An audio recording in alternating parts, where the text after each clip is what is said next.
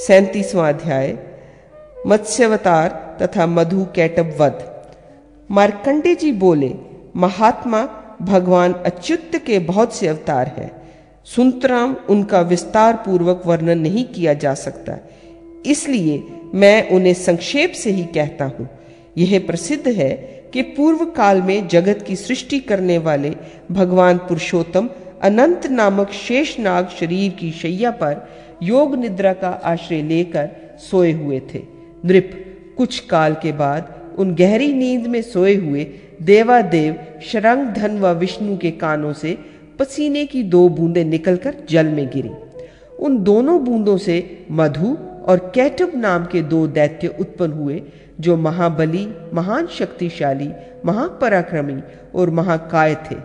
नृपश्रेष्ठ, इसी समय उन सोए हुए भगवान की नाभि के बीच में महान कमल प्रकट हुआ और उससे ब्रह्मा जी उत्पन्न हुए।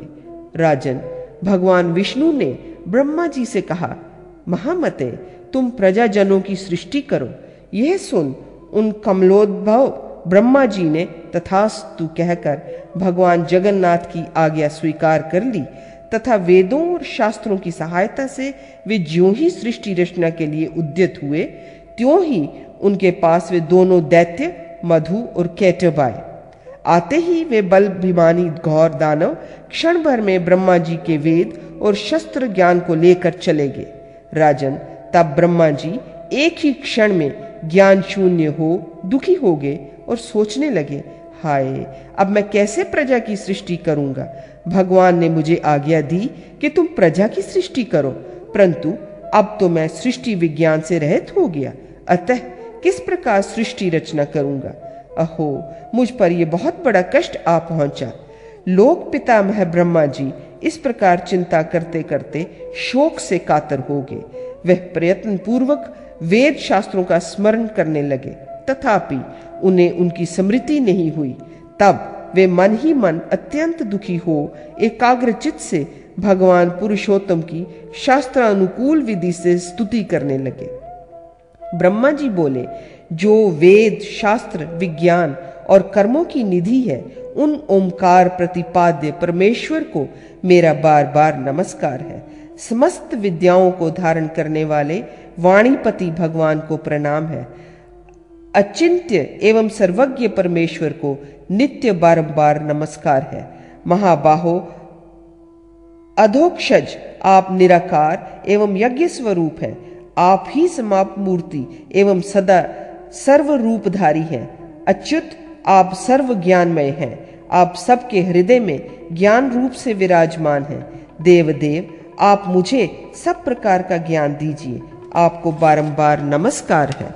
मार्कंडेय जी बोले, ब्रह्मा जी के इस प्रकार स्तुति करने पर शंख, चक्र और गदा धारण करने वाले देवेश्वर विष्णु ने उनसे कहा, मैं तुम्हें उत्तम ज्ञान प्रदान करूंगा।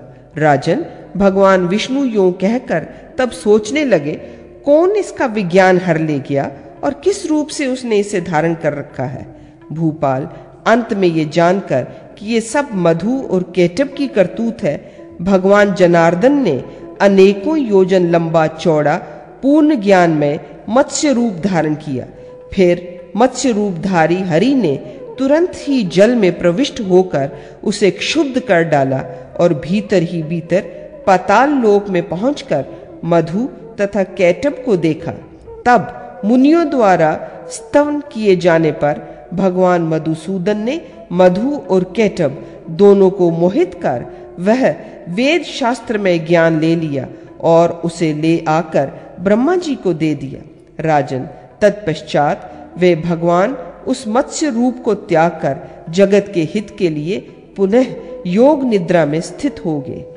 तदंतर मोह निवृत्त होने पर मधु तथा कैटभ दोनों ही बहुत कुपित हुए और वहां से आकर उन्होंने अविनाशी भगवान विष्णु को सोते देखा।